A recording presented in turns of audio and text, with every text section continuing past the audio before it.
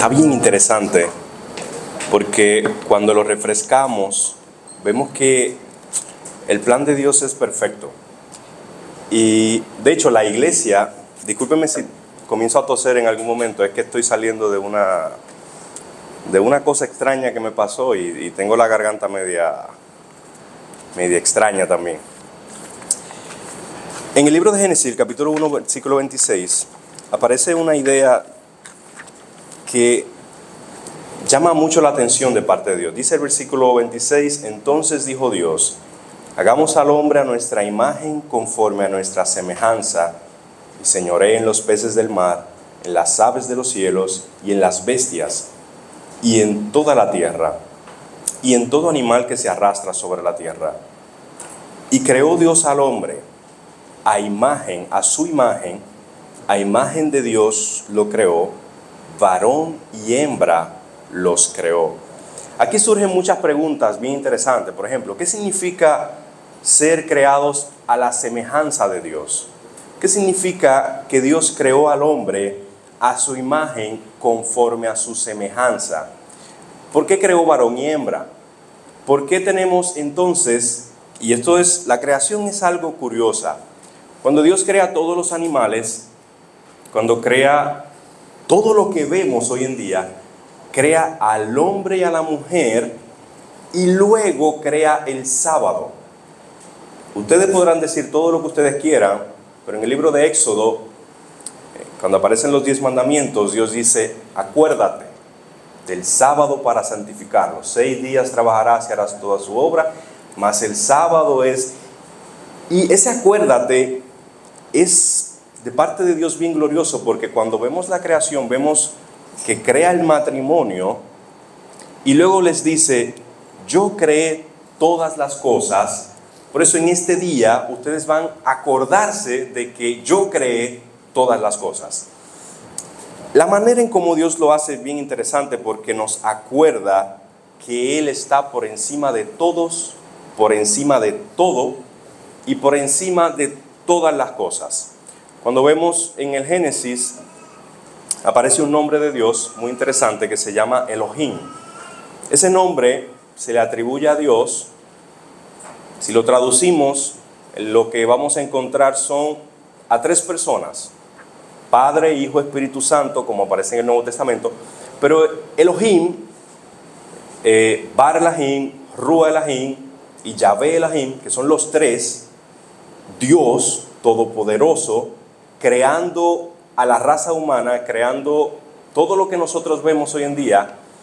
Y me gusta porque Él resalta en muchas ocasiones que Él, a pesar de todo, en el libro de Apocalipsis, el capítulo 3, en el libro en los profetas, en el libro de Ezequiel, aparece una visión de Dios que aparece allí, un ser sentado en una silla de fuego, y está sentado en su trono. En el libro de Apocalipsis aparece aparece Bar Elohim, que es Jesús, sentado en su trono también. Y Dios quiere presentarnos a nosotros de que no importa las circunstancias, no importa lo malo que esté sucediendo con la familia humana en la tierra, Dios está sentado en su trono. No importa lo que esté pasando, no importa sea cual sea la situación, Dios está al control de todo. En el texto, esto de imagen y semejanza, dice el versículo 26 dice a nuestra imagen conforme a nuestra semejanza. El versículo 27 dice, y creó Dios al hombre a su imagen, a imagen de Dios lo creó, varón y hembra los creó. En estos capítulos, técnicamente, imagen y semejanza, cuando dice el capítulo 5, versículo 3, dice que Adán tuvo un hijo a su imagen conforme a su semejanza y lo llamó Set. Entonces la idea de imagen y semejanza lo que significa es que nosotros somos, ¿qué cosa? Hijos de Dios. Cuando vemos la idea de Dios de resaltarnos y ponernos que somos sus hijos, y hay muchos textos que dice, yo te pondré por encima de todas las naciones de la tierra, y dentro de miles de textos encontramos el libro de Romanos, capítulo 15, versículo 4, que dice, y estas cosas que se escribieron son para nuestra instrucción, para nuestra enseñanza, para que nos acordemos, para tener presente de que realmente Dios es nuestro creador. Él creó todas las cosas, Él está pendiente de nosotros. Si se fijan en el capítulo 3 de Génesis, aparece la famosa caída del ser humano. Dice que esa idea ¿verdad? de que aparecemos nosotros ahí con don Adán acusando a doña Eva acusando a la serpiente, y la serpiente, como no tenía más nadie que acusar, pues por ahí empezaron de atrás para adelante, empezaron todo lo que Dios dijo acerca de esta situación. Y me llama la atención porque a pesar de que el hombre cae, Dios se hace responsable. Cuando el hombre cae, le pregunta a Adán, Adán, ¿dónde tú estás? Pareciera ser una pregunta geográfica. Te escondiste, no te veo. Pero realmente Dios le estaba preguntando a Adán, espiritualmente, Adán, ¿qué fue lo que pasó contigo cuando pecaste? ¿Dónde te metiste espiritualmente? Yo bajé al huerto, quise hablar contigo y no te veo. ¿Qué pasó contigo espiritualmente? Adán le contesta, oye, es que yo oí tu voz y tuve miedo y me escondí. La pregunta de Dios, ¿quién te enseñó que estabas desnudo? ¿Acaso vino otro maestro o alguien que no soy yo que te enseñó que tú estabas desnudo? Satanás desde ahí ha querido meterse en la familia humana de una manera atroz. Porque, por ejemplo, cuando vemos que hace poco estaba viendo algunos videos de los barrios más pobres de Latinoamérica, y el denominador común de los barrios más pobres, ya no me dicen qué es: familias divorciadas. Posiblemente casi ninguna se casaron. Vieron a alguien, les gustó, tuvieron un niño, ese niño creció sin su papá, y cuando el niño se desarrolló en uno de los lugares donde los papás no eran responsables, papá no era responsable, mamá no era responsable, ahora el niño comienza a crecer y comienza a ver un montón de diabluras que hacen sus vecinos y hacen todo lo que lo rodean a él, y ahora el niño dice, bueno, para yo sobrevivir aquí tengo que hacer una de dos cosas: o hago lo que los demás están haciendo para sobrevivir, o simplemente me voy de aquí. Entonces, cuando ven la idea de irse, que no es tan fácil, porque no tienen ni los recursos, ni la educación, ni las posibilidades, no tienen nada a su favor, entonces dicen, pues tengo que sobrevivir. Y ahora, en uno de los barrios más pobres de Latinoamérica, usted ve escenas como, para sobrevivir tuve que matar a fulano, para sobrevivir tuve que robarle a fulano, para sobrevivir tuve que hacer esto con fulano y con mengana. Y cuando uno ve esas escenas, y a veces las redes sociales exageran un poco las cosas, porque ahora déjeme decirle que antes eran las noticias, pero ahora tenemos a las redes sociales con un montón de gente nombrando y haciendo cosas que a lo mejor no lo hacen de la mejor manera. Pero cuando uno ve esas escenas, a usted se le va la esperanza y usted dice, ¿pero será que Dios ha perdido el control de la tierra? ¿Será que Dios realmente está viendo todo esto que está pasando? Pues déjeme decirle algo. Dios no está en crisis. El ser humano está en crisis porque se ha alejado de Dios. Nosotros, con nuestro afán diario, hemos alejado a Dios de nuestras vidas y hemos querido sustituir a Dios por los placeres que son a veces momentáneos, por las situaciones que son a veces que son solamente de momento. Hemos querido sustituir a Dios por situaciones como el trabajo, los estudios, y todas esas cosas son buenas. Déjeme decirle que Salomón dice que hay dos cosas, y esto me dio risa. Dice Salomón, hay dos cosas buenas en la vida. Una de ellas es tener dinero, y él lo dice así, y la otra es ser sabio.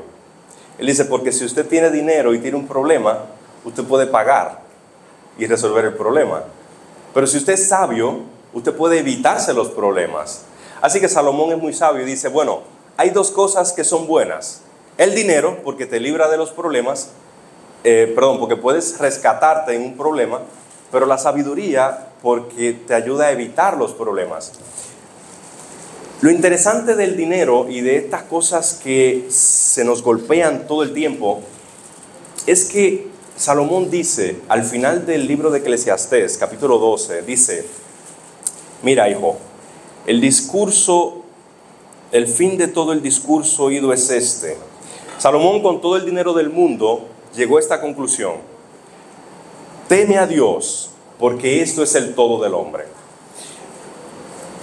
Cuando analizamos estas cosas que aparecen en la Biblia y entendemos que la familia humana está en crisis porque se alejó de Dios, uno de los hombres más ricos del mundo dice, mira, yo con todo mi dinero te puedo decir algo, que lo único o la única salvaguardia es temer a Dios, no el dinero. Aunque el dinero te puede librar de situaciones, pero teme a Dios, porque la sabiduría ayuda a poder librarte de esas. Dice el libro de, creo que es Proverbio, capítulo 4, algún capítulo de esos por ahí empezando el libro, dice, el avisado ve el mal y se aparta, pero el necio lo ve y cae sobre él.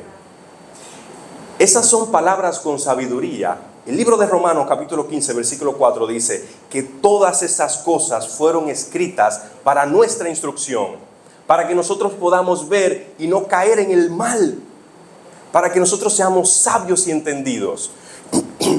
Cuando vemos que el libro de Génesis, el capítulo 1, versículo 26 y 27, dice que Dios creó al hombre a imagen de él lo creó, y dice que lo creó para que señoreara por toda la tierra.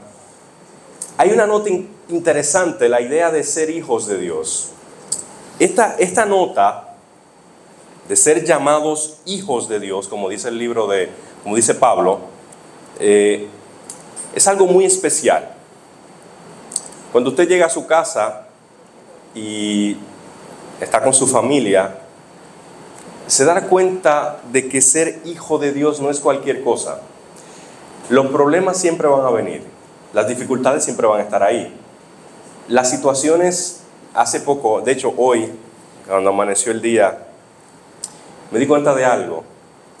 Y es que a Satanás no le importa si tú estás cansado, a él no le va a importar si tú estás agobiado. Él siempre va a buscar la manera para crear situaciones para que dentro de lo malo que te está yendo, tú maldigas a Dios.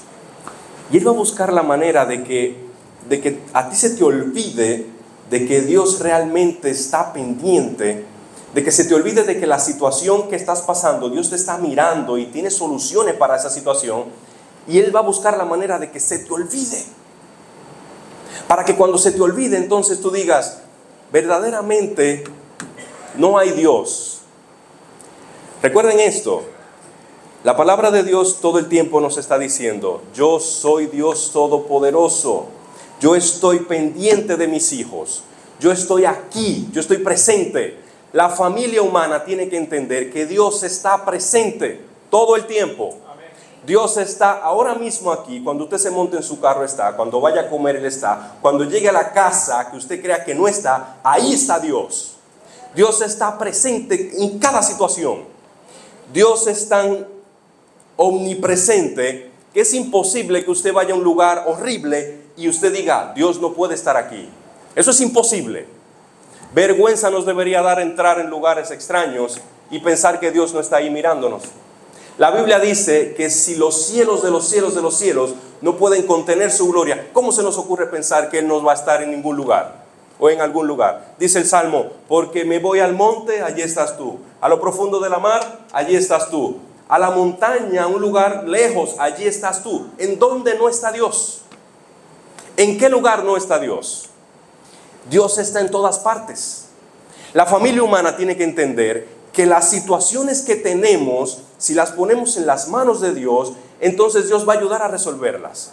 No importa lo que esté pasando, Porque a veces nosotros pensamos que nuestro problema es tan difícil, tan complejo, tan complicado, que Dios no tiene solución a nuestros problemas. Pero la realidad es que Él dio su vida para resolver nuestros problemas. Y no solo eso, cuando vemos, no sé si saben lo que significa la palabra perdón. La palabra perdón que aparece en el libro de Juan, vamos a buscar el libro de Juan un momento.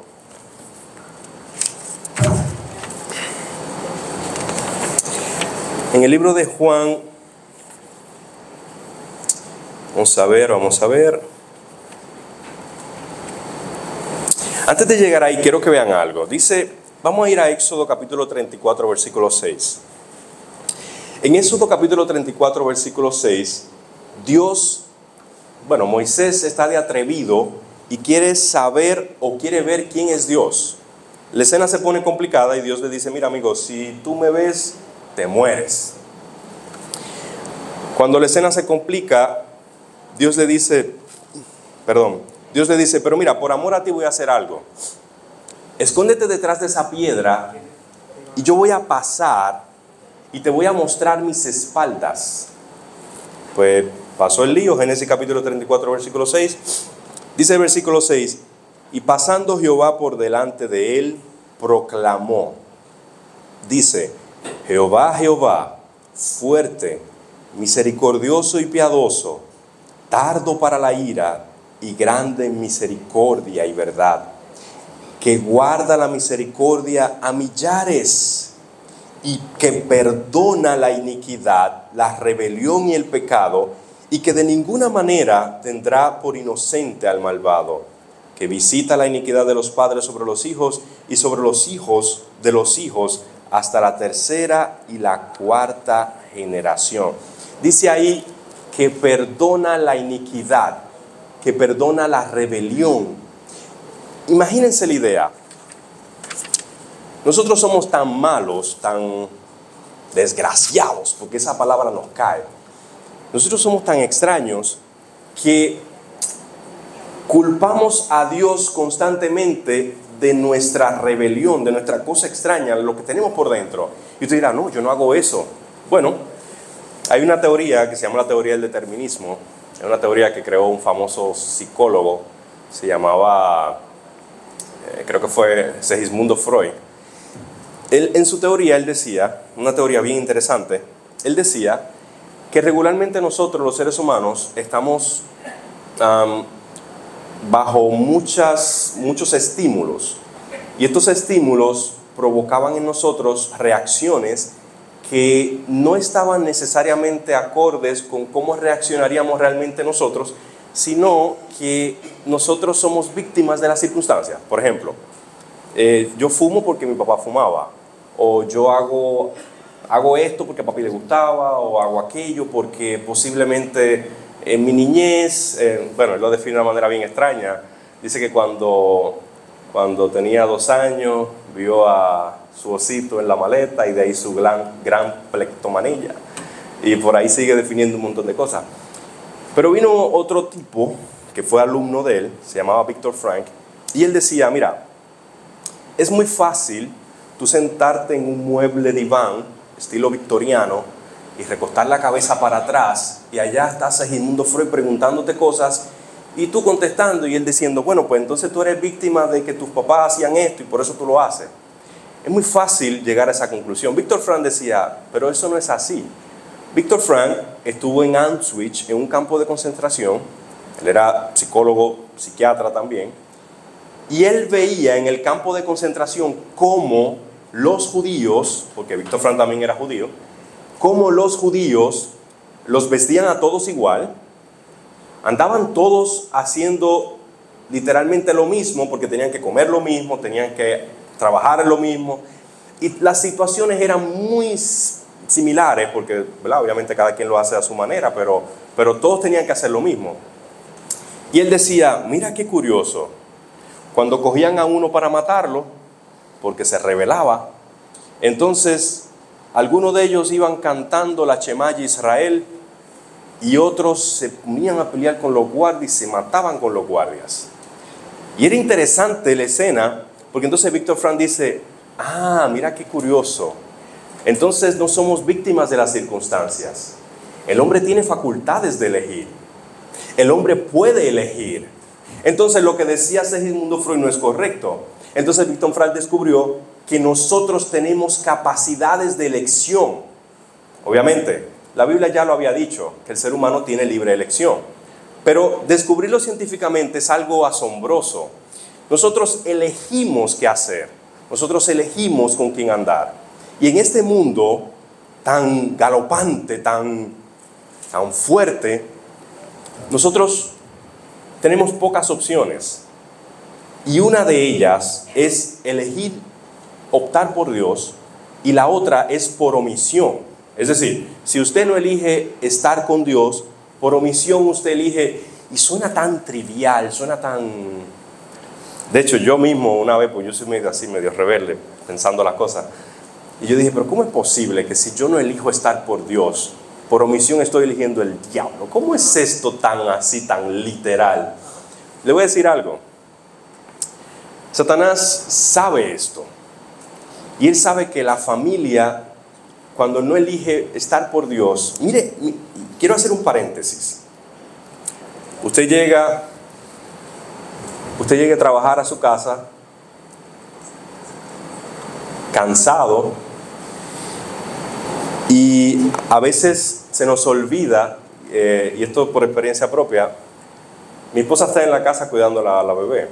A veces se nos olvida que el cuidado de un niño infante es fuertísimo.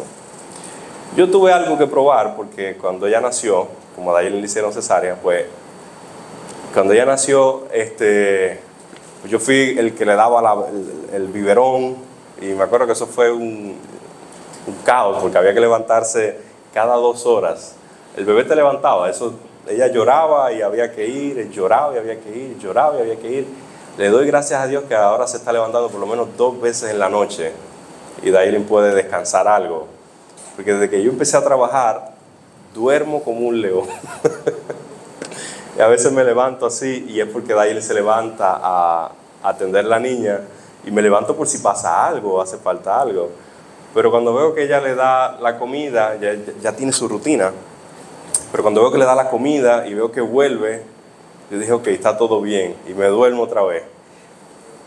Pero es interesante que en esa dinámica he notado, y esto es algo curioso, he notado que Satanás usa hasta lo más mínimo. ¿Saben que cuando el ser humano no duerme bien, tiene la tendencia? Cuando yo estaba atendiendo a la bebé, al principio, yo me sentía súper incómodo y yo no sabía qué era. Y era que no había dormido bien. Yo me sentía tan incómodo que me acuerdo que en el trabajo le hablé groseramente a un muchacho. Y no fue grosero, no le dije nada malo, sino que hablé de una manera que yo no hablaría. Le hablé firme, de una manera así fuerte. Le dije, pero eso pasó porque tú... Y yo en ese momento me di cuenta, yo dije, wow, nosotros estamos tan expuestos a tantas cosas que a veces descuidarnos en algo tan básico como el sueño nos puede llegar a hacer cosas que no teníamos planificado hacer, ni siquiera. Y entender esto y entender que nuestro amigo Don Sata utiliza estas cosas para quebrantar la familia, para quebrantar las amistades, para quebrantar el buen trato con los amigos, para quebrantar una mala palabra que usted diga, un mal gesto, una mala insinuación. Su amigo Don Sata puede utilizarlo para destruir todo lo que usted ha creado. Todo lo que con empeño usted ha creado en su familia, con sus hermanos, Y esto es algo que es digno de observar, porque entonces llegamos a la conclusión, o podemos llegar a la conclusión,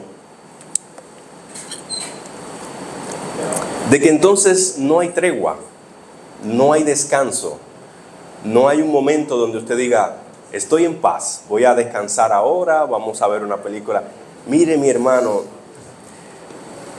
un descuido mínimo, usted está exponiéndose a que pase lo que sea que usted ni siquiera... A veces hasta puede salir a observar afuera y puede ocurrir un accidente frente a su casa, y suena como muy exagerado. Pero quiero que sepan algo.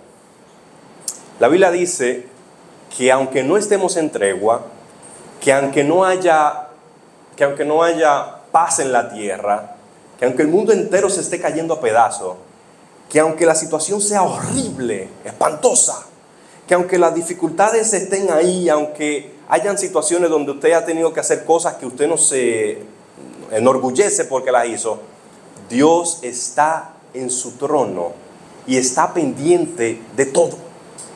Y Él está tan pendiente que nos llamó hijos. ¿Cómo usted cuida a su hijo? Los que son papás. Yo ya puedo decir eso. ¿Cómo se cuidan a los hijos? La Biblia enseña que Dios está tan pendiente de su propio hijo. La palabra que aparece, perdona la iniquidad, la rebelión, el pecado, se llama Nasa Abón. Esa palabra aparece en el libro de Juan, capítulo 1, versículo 29, y dice: he aquí el Cordero de Dios que quita el pecado del mundo. Quitar, del verbo griego airó. Dios quitó ese pecado del mundo. Ahora, si Dios nos perdona, si Dios está pendiente de nosotros, si Dios quiere cuidarnos de una manera muy especial, si Dios está tan atento a nosotros que entregó a su Hijo para que no importa la diablura que nosotros pensemos que hagamos, sea perdonada, si Dios está tan entregado con la situación humana, entonces la pregunta que yo me hago siempre es: ¿por qué nosotros somos tan extraños de que no aceptamos eso que Dios hizo por nosotros? Y usted dirá: pero sí, yo lo acepto. Pero mire esto, cuando nosotros estamos en los problemas duros, en las dificultades de la vida, se nos olvida que Dios puede resolverla. Mira qué cosa más simple.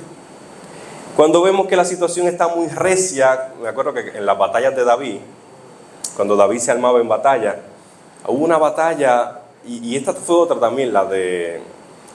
estaba Moisés también en el desierto, y me acuerdo que a Moisés tenía que levantarle la mano así, porque ya tenía la mano. Entonces la idea de la batalla era que Dios lo iba a acompañar, pero entonces Moisés, no sé por qué misterio, Moisés tenía que tener levantadas las manos, y cuando se le cansaba la mano, ahí venían y arrasaban con los israelitas, y de repente levantaban la mano y venían los israelitas y arrasaban con aquel. Y entonces Moisés le dijo: oye, ayúdenme aquí porque esta cosa parece que así que va a ser el asunto de la batalla. Y entonces allá estaba Moisés con unos ayudantes levantándole la mano para que no se le cayeran las manos para poder ganar la batalla. Pero Jehová estaba ahí con ellos. Y era rara la situación. Me acuerdo que cuando en el desierto se armó un lío con unas serpientes. ¿Se acuerdan del lío de las serpientes? Eso fue un lío serio, pero la solución fue tan Dios, así como que tan ingeniosa para Dios. Dice: mira, coge esto y hazte una serpiente en ese bastón. Y cada vez que una serpiente picaba a alguien, lo único que tenían que hacer era ¿qué cosa? Mirar a la cosa esa que habían hecho y podían ser sanos. Y es que Dios nos simplifica tanto la vida, y tan fácil, y a veces se nos complica tanto porque el calor, el frío, el hambre, la situación, que si aquel me miró mal, que si aquel. Cuando vemos que la Biblia dice que carga para sí, esto es una idea bien interesante, creo que la puedo. Había una isla de nativos, y en esta isla, y esto es para que entiendan la idea del pecado, cómo Dios nos perdona a nosotros, pero para que vean cómo nosotros también tenemos que aprendernos a perdonar a nosotros mismos. En esta isla había una señora que cometió una falta, y esa falta, según el cacique, por la ley del mismo cacique, decía que a la señora había que darle 40 azotes, menos uno. Y todo el mundo sabía la ley de la isla. Entonces, ¿qué pasa? Cuando la señora va, la agarran, la presentan allá, y cuando la presentan, el señor, el cacique de la isla, dice: anda, miren quién fue. Era la mamá del cacique. Y todo el mundo se quedó así mirando y dice: güey, esa es la mamá del cacique, ¿y qué va a pasar ahora? Ahora le van a dar los 40 azotes o la va a librar porque es la mamá del cacique. Entonces, la historia se pone riñosa porque el cacique la mira y le dice al verdugo, al amanecer 40 azotes menos uno. Se armó el pleito, compadre. Ahí estaba todo el mundo diciendo, pero este hombre es un insensible. ¿Cómo va a azotar a su propia madre? ¿Cómo le va a dar 40 azotes? Es una señora mayor, la va a matar. Y estaba todo el mundo mirando la escena y diciendo, este tipo que nos ha tocado es un insensible. Va a matar a su mamá por cumplir una ley que él mismo firmó. Entonces, amaneció, ponen a la mujer allá al frente, viene el verdugo, un látigo grandísimo. ¿Saben esos látigos que usaban antes? Que eso era, mientras más largo, con más fuerza daba. Porque cuando llegaba al final, eso ¡pah! Llega el verdugo, se sienta ahí, y cuando llega el cacique, se paran, y dice el cacique, bueno, la ley es esta, se quebrantó de esa manera, 40 azotes menos uno. Le dijo al verdugo, comienza. Cuando el verdugo va a comenzar, le dice, párate un momento. El cacique se para, se quita su saco, lo que tenía, era como algo de cuero, y se pone allá con la mamá, la abrazó firmemente y le dijo al verdugo, dale ahora. Y esa escena es una historia muy antigua. Esa escena, cuando el verdugo le está dando a la espalda del cacique, dicen que la carne salía así brotando. Imagínense si le hubiera dado a la mamá. La mata. Ahora el cacique hizo cumplir esa ley, pero la cumplió en sí mismo. La ley se cumplió, la señora pagó la consecuencia, pero alguien cargó para sí esa falta. Alguien cubrió la falta.